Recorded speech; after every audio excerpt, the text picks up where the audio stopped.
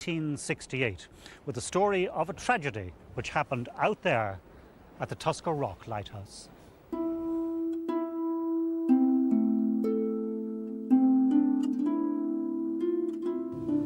The search for victims resumed this morning after 8 hours yesterday failed to locate wreckage. British Air Force Gannets and Shackletons took off from Brodie Naval Air Force Base before dawn to join the naval ships and lifeboats that had searched through the night. A Shackleton pilot spotted the first body about midday just off the Tuskar Rock and about 20 miles north of where it had been thought the plane crashed. Our reporter Micheál O'Brien was in a civilian plane near the area when the report came through. We were flying at 100 feet over the Tuskar Rock when the first body was picked up at 1:26 this afternoon. Immediately afterwards, a number of other bodies were reported floating in the sea by a pilot from a Gannet close by. In the general wreckage, there were papers, parts of the interior of the aircraft, cardboard, and a brown handbag. Aviation experts are tonight playing with two possibilities. One, that the St. Phelim ran into very severe turbulence to send her spinning downwards. And second, and more likely, that she lost a wing, a tail, or some other vital direction gear, sending her uncontrollably into the sea. It was, of course, an appalling loss for those unfortunate families. How and why did that tragedy happen? Well, it was in 1974 that I came here to talk to some local people about what they had seen on that fateful day.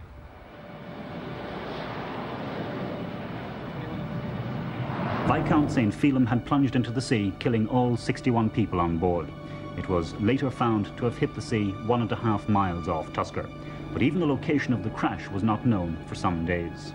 Expert opinion was that the plane had crashed off Strumble Head on the Welsh coast. Only 14 bodies were recovered. The main wreckage itself was not found for 2.5 months.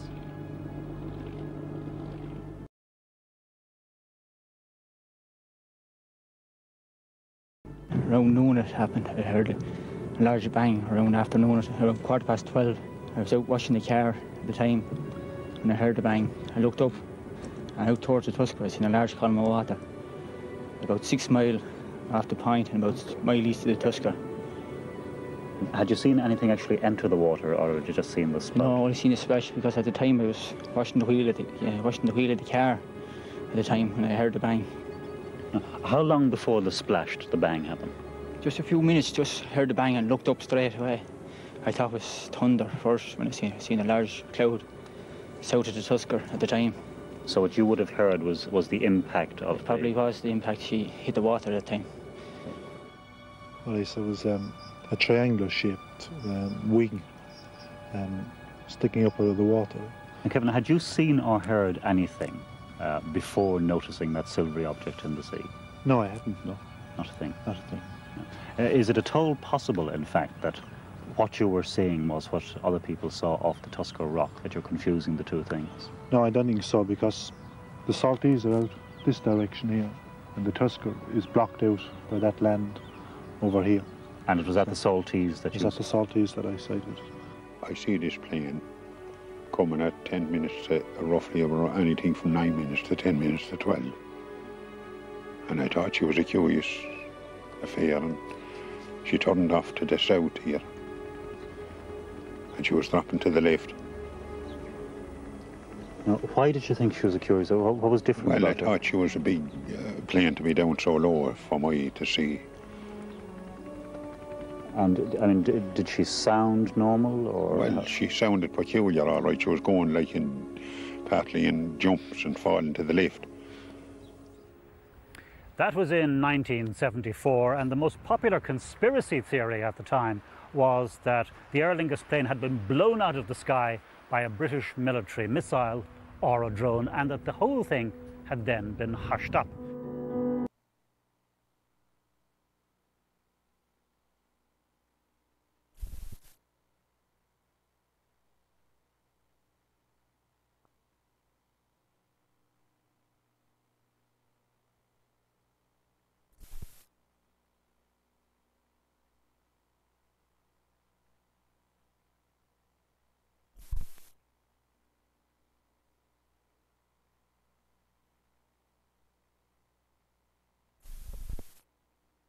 Well, the story of the Tuskar Rock air crash, and indeed the conspiracy theory associated with it, still activates the minds of many people even today. And one man who's made a study of that and has been fascinated by that story down through the years is former Waterford member of the Dáil, Brian O'Shea. Brian, what was it that drew you into this whole conspiracy theory?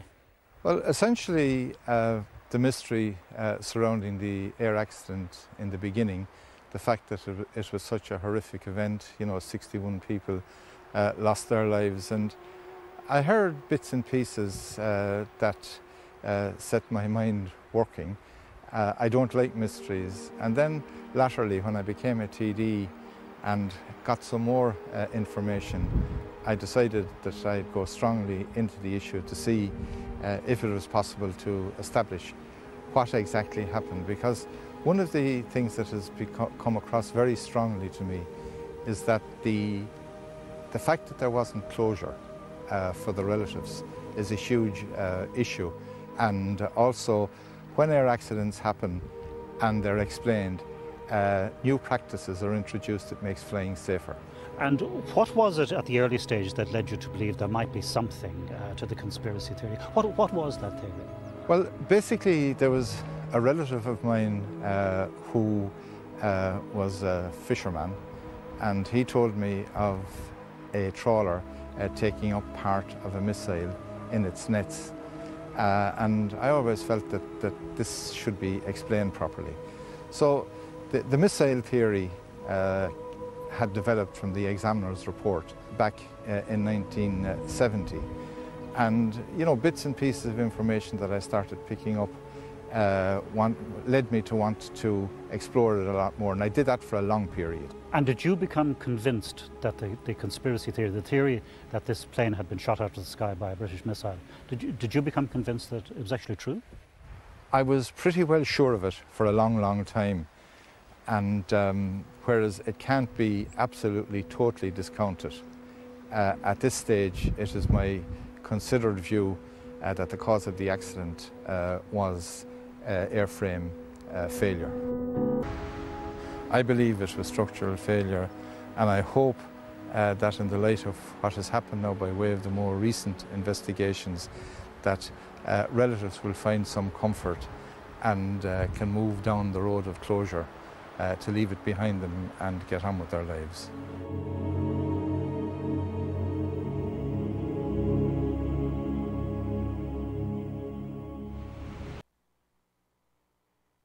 It was a Vickers Viscount like this one which set off from Cork that Sunday morning.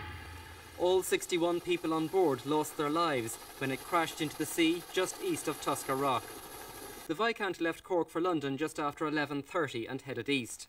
By 11:57 it was at its cruising altitude of 17,000 feet. It reported its position normally to Cork Air Traffic Control and was told to change frequency to London ATC. In the next few seconds, a disaster of some kind struck the aircraft. Almost immediately, it identified itself to London ATC, followed by the message 12,000 feet, descending, spinning rapidly. Nothing more was ever heard from the Viscount. It had plunged 5,000 feet in just 30 seconds. Yet it managed to pull out of the spin or dive because it was more than 10 minutes before it finally crashed into the sea 2 miles east of Tuskar Rock. The search got underway immediately, but it wasn't until the following day that the first bodies were found. And it wasn't until 3 months later that the bulk of the wreckage was found in 230 feet of water. The British Navy was closely involved in the operation. Almost 2/3 of the aircraft was eventually recovered and painstakingly rebuilt in Baldonnel Aerodrome. But the tailplanes were never found. Only a small part of one was discovered. Mysteriously, it was 7 miles from the crash site. The official investigation into the report ruled out all the usual suspects: explosion, fire, turbulence, icing, and so on.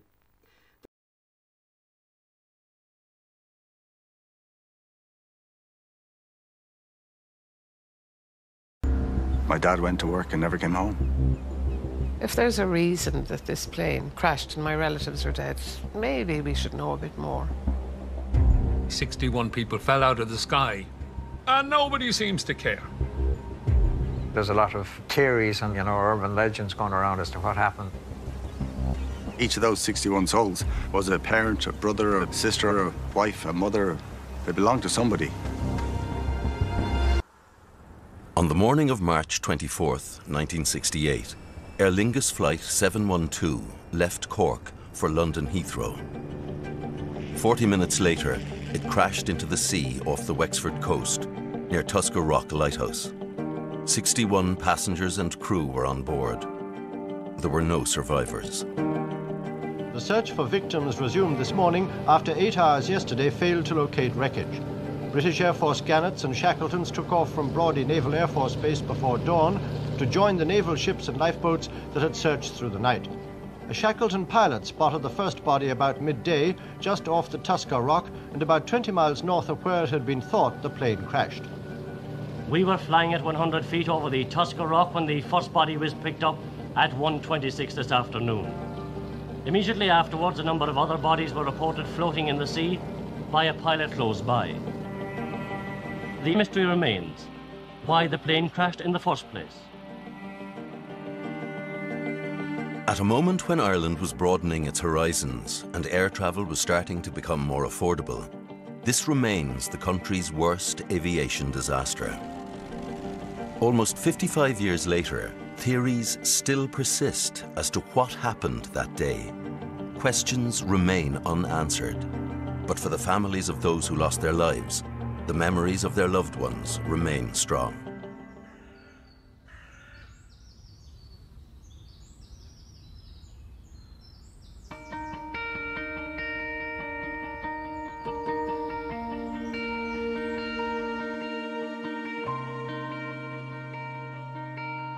I remember that dress. Do you? That's very good. This one was the one that she sent in with her CV to Aer Lingus to apply. Professional for the job. Yeah. Air hostesses, as they were called, and she loved it. The excitement and the high life. And this one here then was the official one from Aer Lingus. Yeah. Very nice one. Beautiful. Isn't it? Yeah. I remember. She came home one evening and she said, oh, we did the big escape today, and she described letting out the chute and they all had to slide down, and when they were all on the ground, whoever was the instructor said, well, you were all dead about 10 minutes ago. That was how bad they were at the exercise. I just remember that little bit. This was to be her last flight, and she was going to give me a hand to get my wedding organised. That was to be her last flight, yeah.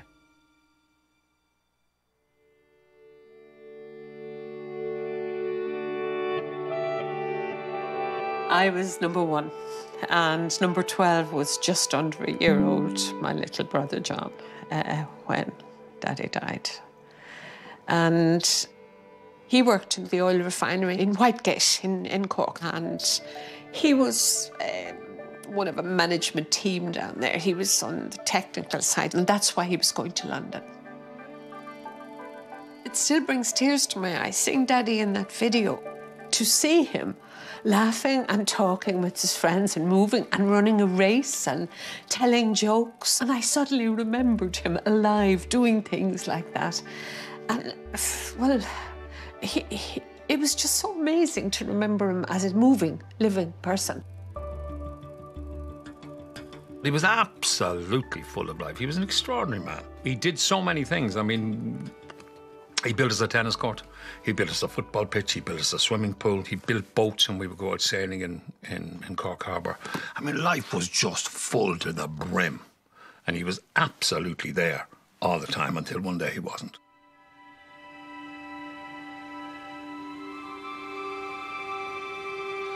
Paul was 4 years younger than me, but we shared a bedroom all the time I lived at home. He loved just the adventure of it, going up in the air, and he was my best man. And we were living in London at the time of the crash, and he came over the week before, which was Patrick's Day, when our first son was baptised and he was godfather. We were delighted to see him, and last thing in our mind was that we would never see him again.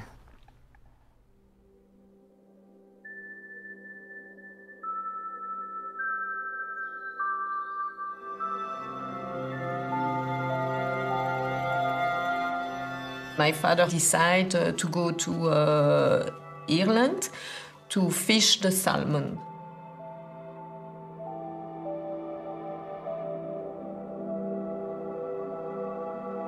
From Killarney, and he writes, meilleur baiser, Marcel. So, meilleur baiser, Marcel. I have image, yes, when he was coming at school, because at that time my father was a lover of America. He bought a car, an Oldsmobile, and I remember when he came at school, I was so excited. But sometimes I say, okay, is it really a memory, or it is because my mother always told him, your father did that with you. So I'm not sure if it is real. Sunday, March 24th was Mother's Day. Going to the airport was still a rare enough occurrence to be memorable and important enough to deserve dressing up in Sunday's best. I remember very, very well. He was dressed in his suit, in his, what I called his business suit, which was just black. And, I find this emotional, but He was going away, and I said, oh, you're going away for the week? Oh, bye. And he walked away from me and he said, see you, Pete Oakes, which was lovely. He used to call me Pete Oakes, or it was Peter, if I was in trouble. So, and that was it, he was gone then. That was it, and I just see him standing there in his suit, but some of my siblings went to the airport with him that day. It was a big thing, and you watched all the planes landing, and you could go to the front window and wave at them as they got on. And my siblings and my mother knew what seat he was sitting on. They thought when they came home, you know. The interesting thing is, Daddy was always interested in air crashes. He talked a great deal about one in 1953, and he always talked about it. And he said, but do you know, Aer Lingus is the safest airline in the world. We have a really good track record. He used to say that. Like, it was a big event to go to the airport in 1968 and see somebody off. So the flight was due to go sometime, I believe, around 11. So we all went up around 9. And I hung around just, you know, talking and whatever. And then I just remember the photograph being taken outside of all of us. My mum took the photograph. My aunt, my mother's youngest sister, and her 2 daughters, Paula and Marion, who were aged 2 and 16 at the time. So they'd been here for a week and were returning to England that Sunday morning.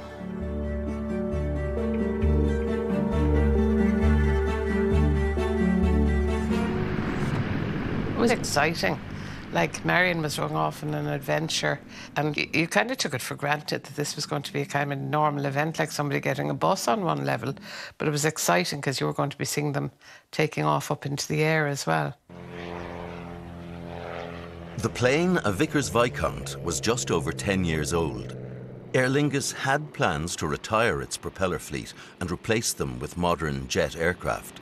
But in 1968, the Viscount was still in constant use. New records in recent days by British airliners highlight the great achievements of our aircraft industry in capturing world market, and outstanding among the market winners is the Vickers Viscount. And it is widely acclaimed as the finest short and medium-haul airliner in service today. Over 1 million flying hours in all conditions have proved the Viscount a world beater. The number of Viscount aircraft built was 445, of which 150 or so were involved in accidents. Many of them weren't explained. Some of the accidents are unexplained. The aeroplane was reliable for its time, if you know what I mean. It wasn't a dangerous aeroplane, but 150 is a lot to crash. But a lot of the ones that crashes would have been very old ones, and they would have been used in developing areas where the maintenance and the quality of the flight crew and all that wouldn't be great, you know.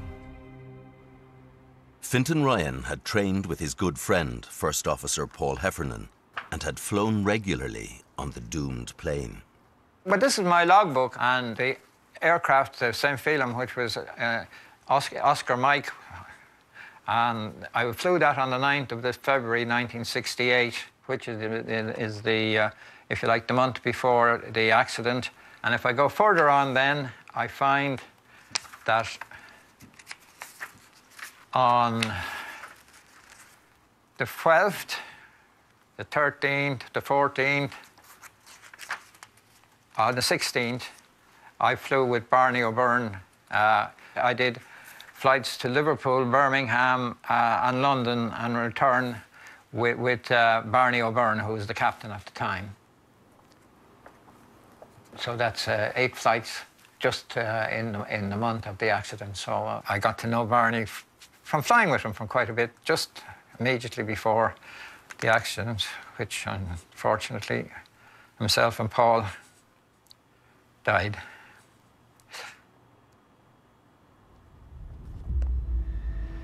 The propeller started and it went out and gently glided up into the air and was gone, and we thought no more about it, to be honest with you, once we saw it disappear into the clouds. I wasn't at the airport. No, I didn't go to the airport, but I was up in training with the lads up at the athletics field that day, and I saw a plane going over. I said, that's the plane that Neil's on. He was going to get a flight from London Airport to Switzerland to do an interview in Switzerland. I think it was 1:30. It was on Radio Air, and at the end of the broadcast, it said, the speaker said, we've just heard a message that from Aer Lingus that the flight 712 is delayed going to London. So kind of, my mother was there sitting at the table, I was there, and we were just, you know, yeah, it didn't really make any difference. You see, you didn't think that it was going to be make any difference, you know? My Auntie Mary, who lived close by in London, knocked on the door to say she'd got the news that Paul's plane was missing on the Sunday. It was missing. I think it was around lunchtime that it went down, but this was in the mid-afternoon. So we went to Mass for a second time on a Sunday in London. They sent one air hostess also called Anne Kelly, and a young pilot were the two that were sent to our hall door to inform us that the flight was busy. The other Anne Kelly, that was the poor unfortunate girl who was trotted out to meet us. Imagine that. That's by that, and then the wait. Then after that, yeah, that was very harrowing. After that. In Belgium, wives and families had gathered at the airport to meet the 6 men returning from their Irish fishing trip. I was there too. Huh? I was there too with my mother. They were all the women waiting there for their husbands. Huh? The 6 women, they went to a room, and then the man say, "Il y a eu un petit pépin." I don't know how we can translate that in English. Il y a eu un petit pépin, un petit pépin. A small worry. Yeah, a small worry. Yeah, something like that. A small worry. The plane has disappeared, but c'est un petit pépin. I heard the phone ringing, and I heard my mother saying, "No, no." Oh, that's all I could hear. And I grabbed my dress and kind of ran out. And she was sitting on the stool by the phone, and she was trying to talk. She said, "Daddy's plane is missing." And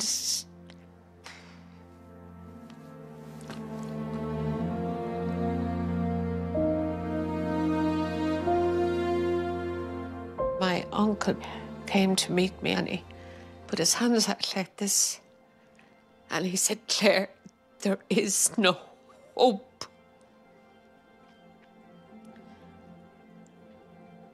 And I looked at him, and I screamed. screamed. That can be very rough there with the very strong tides. And the tide going against the wind can make the sea very rough. Deep water as well. Having left Cork at 11:32 a.m., Aer Lingus Flight 712 was declared missing less than an hour later. It was Sunday afternoon, and we heard the maroons going off with the lifeboat. And we came down, and the lifeboat was on the slip bay ready to be launched. We went off, we saw nothing, it got dark.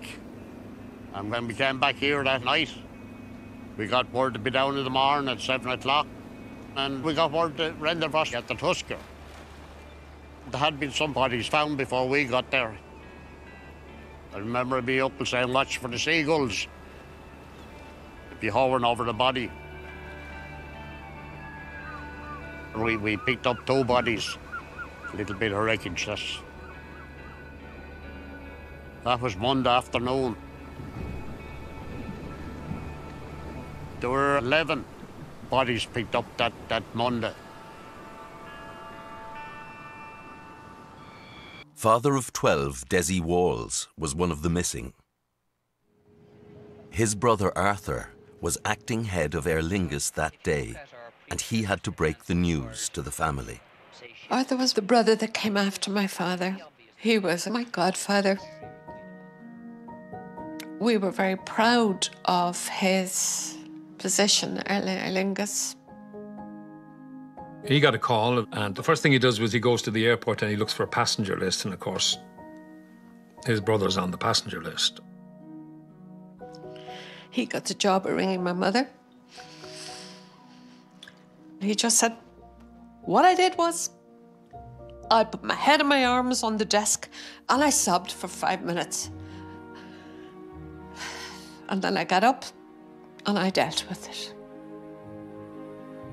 He told me on that first week, he said, the only theory we have is that a bit of metal fell in the plane and broke the connection to the tail. And he said it could have been a bit of metal out of the toilet. We have no idea, he said.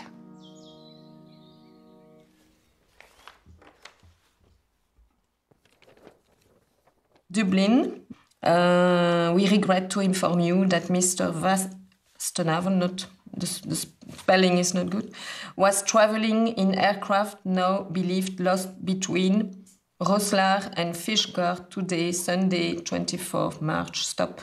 Not yet known if any survivors. Stop. Will keep you informed. Aer Lingus Dublin. So you see. Because of the lack of hard facts, it was like a void of information, and into that, like, all the conspiracies came to life and they grew legs, and there was a lot of finger pointing, and there was abuse, there was threats, there was intimidation against my mum and other staff members and things like that, which was completely unfair and unfounded. People were blaming the pilot for what happened, blaming the co-pilot for what happened. For my mum, it was excruciatingly tough. I don't know how long after my dad died, she was out for dinner with some friends. She was having a laugh, or for whatever reason, there was a moment of levity, and someone came across the restaurant and came up and slapped her on the face and said, how dare you, and your husband's responsible for all those deaths.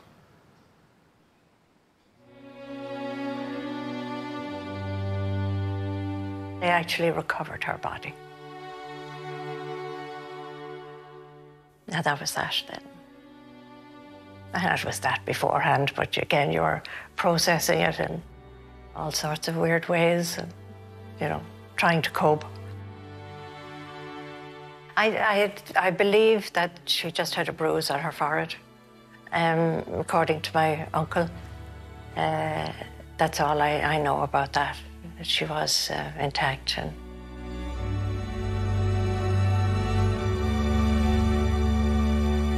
only 14 of the 61 bodies were recovered. Any hope of finding more depended on locating the plane's fuselage. Along with lifeboats from Roeselare and Kilmore Quay, the Royal Navy and RAF were first on the scene, followed by Irish Air Corps Search and Rescue under orders from their commanding officer. I'd say from when I got the phone call at home, We would have made it there within about 2 to 2.5 hours into the search area. Basically, we were put on a search area and we were down in the wrong area at the start. We were blocked out of the Pacific area at Tuskar because the RAF were given that first. Was always a row about that. We were given much further south, out towards the Saltees. From the outset of the search, decisions were made that left unanswered questions.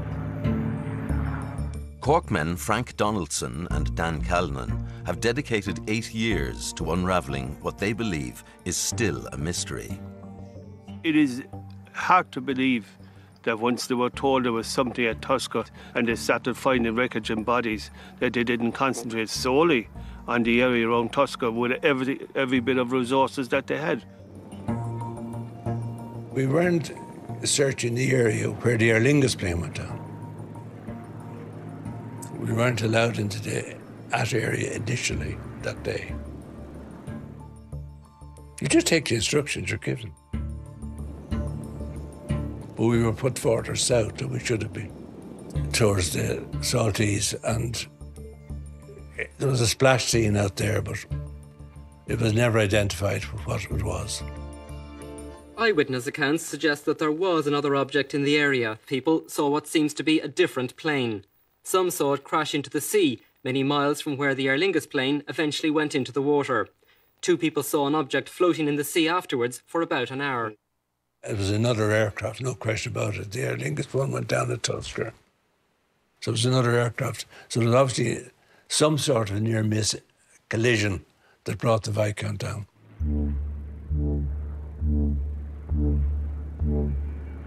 You can't prove it, because you weren't there. For some, the belief that there was a second plane in the skies over Tuskar Rock persists to this day. In our view, another plane may have glanced off the port tailplane of the Viscount or may have flown close to the Viscount, and the crew of the Viscount may have to have taken evasive action, which perhaps caused structural problems with the tail of the Viscount. 5 witnesses we've interviewed definitively said that they saw a plane between 5 to 12 and 4 minutes past 12 on the day of the crash. That's backed up by 4 other independent witnesses who claim they saw floating wreckage off the Saltees. And that is further backed up by a further witness who said that she saw a smoky spiral heading down into the water off the Saltees. And in our opinion, and it's only our opinion, but in our view, those 3 bits of evidence hang together to say that something happened off the Saltees on that Sunday.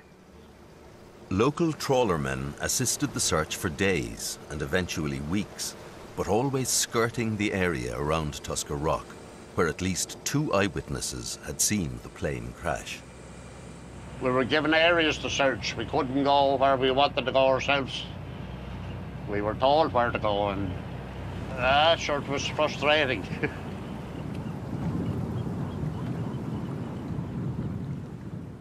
Day by day, different items were being washed ashore. I remember my cousin going down and finding Paula's, the 2-year-old's little coat, which was a small check blue and white coat. I can still see it with a hood. It was a type of duffel coat, but without the toggly things. She was a beautiful little baby, a beautiful child. I can still see the coat on her. We've worked out of Rosslare. We went out every morning and come back every evening, 8 till 6. So that was it every day for, I think it was 60 odd days, not sure now. There was a problem, I mean, who was funding it, you know, and in actual fact, I mean, most people would think that maybe the Royal Navy would be just doing it out, but they were charging as well.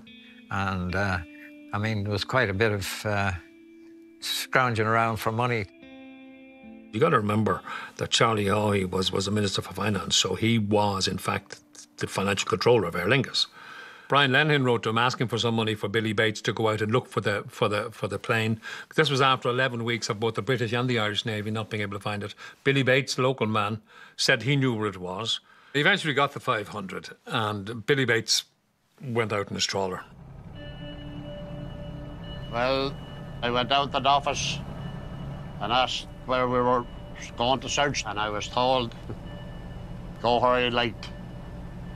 And I said, does that mean we can go find the plane? And he said, well, go where you like. So we went out in the morning, and the first tow, we were about half an hour we had found the plane. Because one of the men that saw her crashing was fishing with me, and he knew where she was. They had a good idea, so we were looking. We found her the very first trawl. It was found 1.47 miles east-northeast of the Tuskar, right just about there, right in close to the Tuskar Rock. And you found that the very first time you trawled there? Yeah, very first trawl, yeah. The Royal Navy had been there, of course, before, hadn't they, with their... Well, they had been there, yeah. They were supposed to have done a thorough search at the area 3 times. Once the wreckage was located, a salvage operation began, led by HMS Reclaim, which was hired from the Royal Navy by the Irish government. There was weeks went by when the divers were going down and they were getting bits and pieces of information. The divers had seen the 2 pilots in the cockpit, the white shirts, and they hoped to have it up the next day. And they pulled up the plane, and the ropes broke and it went down again. And they never brought it up, or the weather turned bad and they gave up. Not good. It gets a bit hazy as to exactly what happened. We know for a fact they lifted it and it broke in 2. But when it broke in 2, everything and all the evidence that would have been simply fell down into a very mountainous terrain. 47 bodies were never recovered.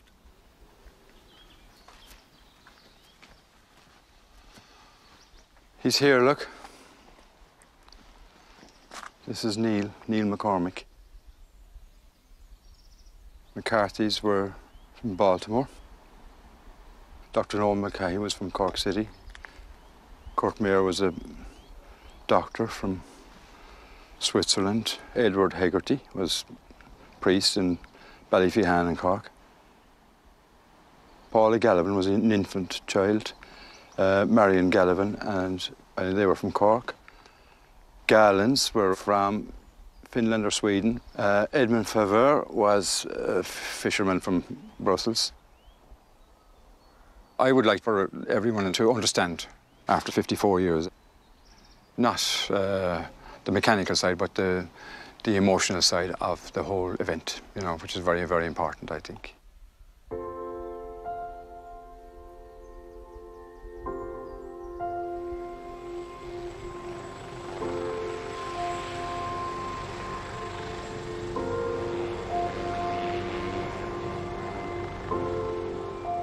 One of my schoolmates, his father was working in the Department of Transport as an aviation examiner, and he said, do you want to come to a place called Baldonnel?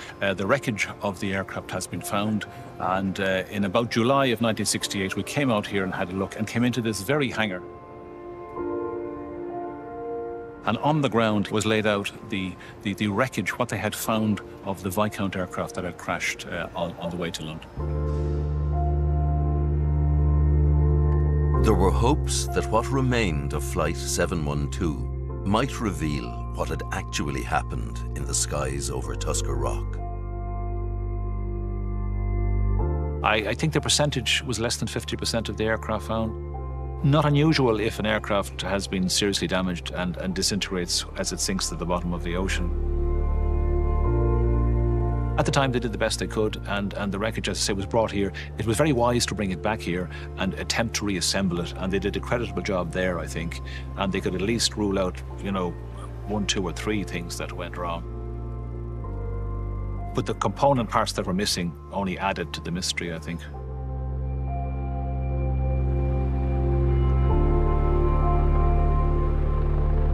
You need to go into great detail and find out as much as you can. You owe it, first of all, to the people who died in the accident, and then to the rest of the public, that recommendations and findings are valid and that it cannot happen again. That's the whole idea behind air accident investigation. But I understand that a man I knew, a man I believed to be a gentleman and very good at his job, he had signed the certificate of airworthiness of this particular aircraft, the St. Phelim, and yet he was the chief investigator. Through his post in the Department of Transport and Power, he investigated the accident itself. Now, that's an absolute conflict of interest, regardless of anybody involved. The official 1970 report concluded that the crash was caused by impairment of controllability of the aircraft due to damage to its tailplane. There was not enough evidence to say what caused that damage, but the report did not rule out the possible presence of another aircraft or airborne object. The report failed to mention 2 accidents the previous year involving Aer Lingus Viscount planes. I mean, Aer Lingus itself had 3 airplanes, 3 crashes with Viscounts. There was another one that crashed in Bristol. One had actually had a fatal accident in 1967, the year before. This was a training flight over Ashbourne in County Meath. A training captain had been up with 2 cadets, and without any warning, the aircraft had impacted the ground at high speed. I'd like to have seen a review of the accident in Ashbourne, but because only 3 crew members died, it was very quickly forgotten from that point of view. They lost 3 Viscounts that year. The whole fleet should have been grounded in June 1967. I read the report, the small report that came out 2 years after the crash, and all these people are dead. This is a totally inadequate reply. Maybe birds flew into the engine, maybe they didn't. Maybe the British was sending missiles up and blowing us apart. Maybe they weren't. I thought, this is trite nonsense. It mentioned the fact that it might have been hit by a drone or some other plane, but it didn't seem very likely. Well, the 1970 report was a joke. What I found most shocking was that the chieftains of my tribe really didn't give a shit. You know, that's the way I took it on. Right or wrong, that's what I took on. Because I was watching my mother with this. It was a tiny little report. It was skinnier than that, you know, and it was just full of technical junk. 61 people fell out of the sky, and nobody seems to care. The fact that there was no closure, and it just went on dribs and drabs of information for years to come, made it worse.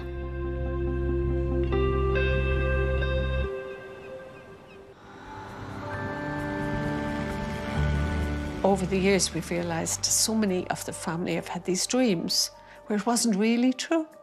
And, you know, we didn't have a body, so it wasn't true, you see. So you could dream that it wasn't true, and there were variations, there were excuses about where he was. He'd lost his memory, or he just found some reason that was terribly important that he couldn't come home. And all those dreams, and people had them right through their lives. There was always, always a doubt that he was probably not dead. And maybe one day he would be at the door. We were in the street, and my mother, she said, "Oh, I see someone like your father, you know, from the back. Looks like your father." And then she ran and she had a look, and no, fortunately, it's not him. I can still remember one of my friends, I started to cry 6 months later. "Oh," she said, "I thought you were over it by now." I mean, in 60 years after it, I don't think I'll be over it. There was no remains for a proper funeral.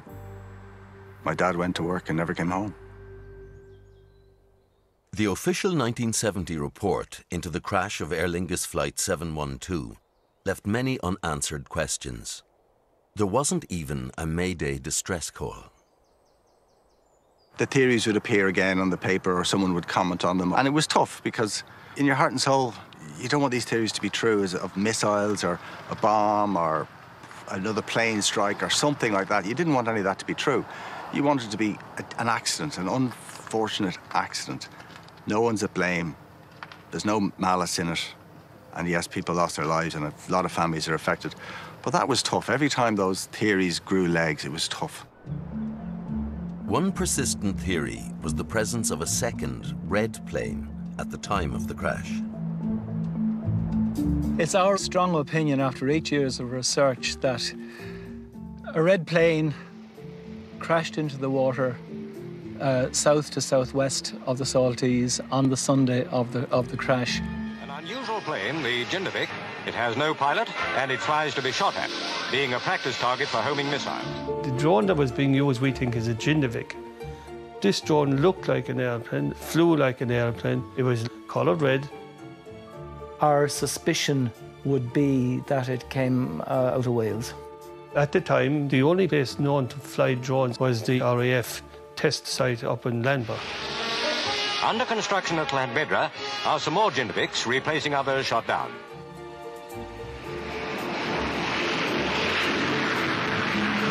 Every aircraft sends out heat waves, for example, among the evidence of its whereabouts.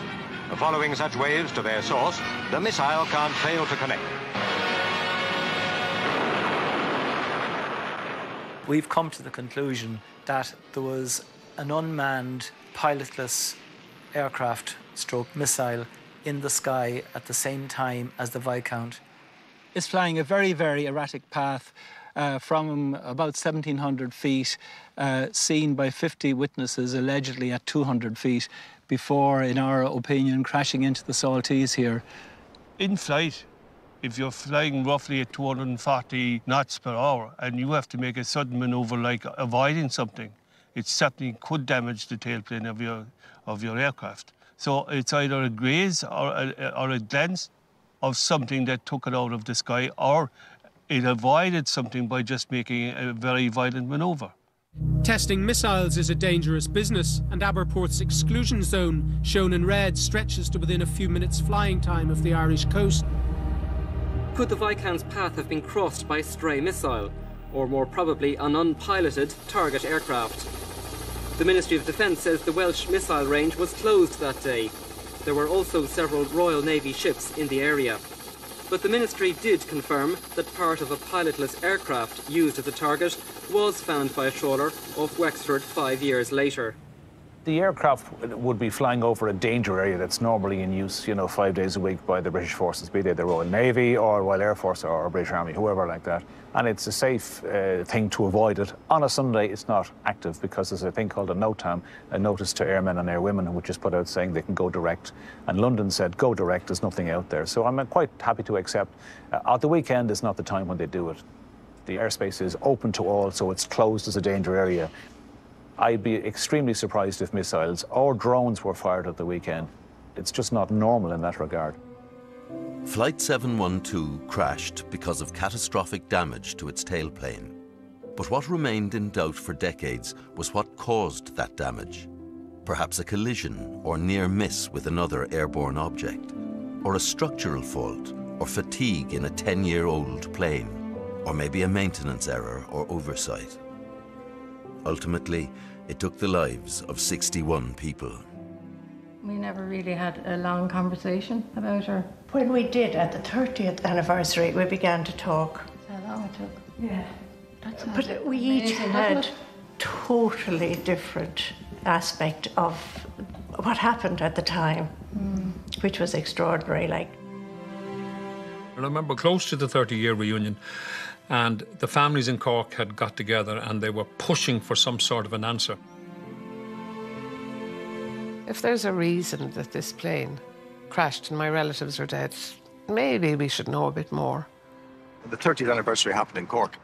It was a great opportunity for us as relatives to meet, and then out of that came the idea of, well, let's form a committee and see what we can do. We got a bit of publicity on the newspapers about our group being formed and on radio and that. As a result of which, we were contacted by the British ambassador in Ireland because she too had noted and read the report and seen that there was this constant missile coming from Wales, blowing the plane out of the sky story. And she wanted to know if that was true. She was curious as well. And she said she would really, really like to know what was going on. And of course, when you got somebody with the, you know, aura of the British ambassador on side, suddenly wings started flapping around the place. So shortly after that, Mary O'Rourke, who was Minister at the time, she got in touch with us. She said she would go to the Air Accident Investigation Unit. She said she would ask them to trawl through the records and have a look once again. What they had discovered was that the records in relation to the maintenance and servicing of the plane were missing, had been missing since the day of the crash. So that was huge. That was massive. They said papers were missing and nobody was made accountable. And these papers were relating to the condition of the flight. A review ordered by the Minister into the 1970 report found there were many matters for concern, but no evidence that the missing maintenance records had any bearing on the cause of the accident. The investigators criticise Aer Lingus maintenance scheduling at the time and say the initial 1970 report was deficient. I'm making it very clear in this report, we've made it abundantly clear that it is inexplicable and incomprehensive that that information was not put into the 1970 report. Who should have included that? The person who wrote the report, clearly. The results of the third investigation into the crash of the St. Phelim in March 1968 were outlined this afternoon. The three international investigators said the crash was probably due to metal fatigue, affecting the horizontal tail of the aircraft. But the involvement of missiles or other aircraft has been ruled out. We're absolutely confident there was no missile or any other aircraft involved. But I think the biggest relief came to the fact that they got rid of a lot of the theories. That was my biggest relief, because that stopped the perpetual cycle of these theories that used to come up at the time. So that was kind of shutting down where the theories were growing was important to me, and that's what we got in the end. The 2002 report did single out the pilot and the first officer who, for more than 30 minutes, had attempted to control and safely ditch the plane. They said the pilots would have had to fight every inch of the way, and they had to pull out manually rather than being helped by engines, and that it was physically a fantastic achievement.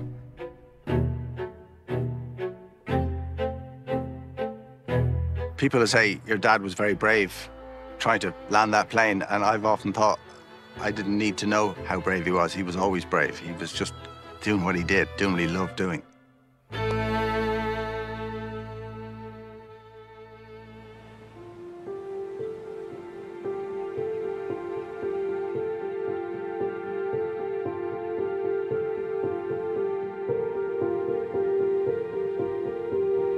The first time I was out at the Tuskar Rock was for the 50th anniversary.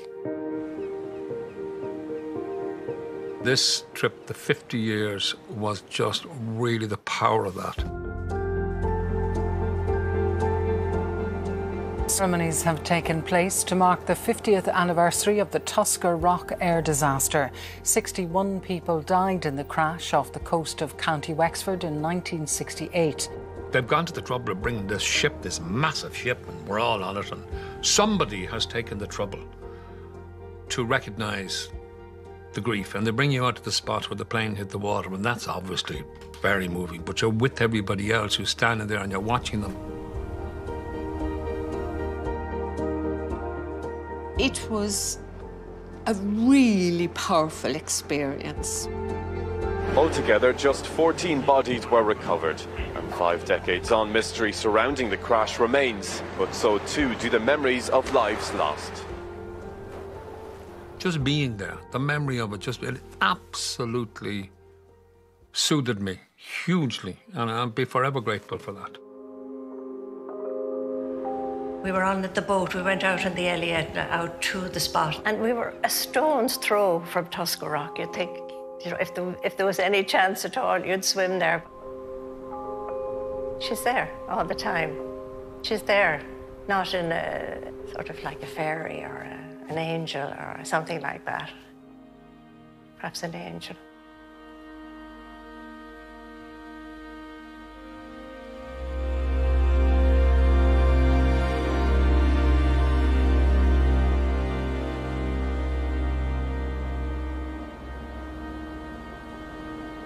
One of the daughters of the 6 fishermen who were killed, I met her. And she said that was the first time anybody had ever made any contact with them. I cannot say that I enjoy it because it's a little bit strange, but for me, no, it's something certainly that I will never forget. It's an important event in my life, yes. I realized that was at that time really a catastrophe. Well, it was a catastrophe for my mother, but wow, it is here a region affected by the crash. On the moment when it was 50 years, they started hooting all their horns and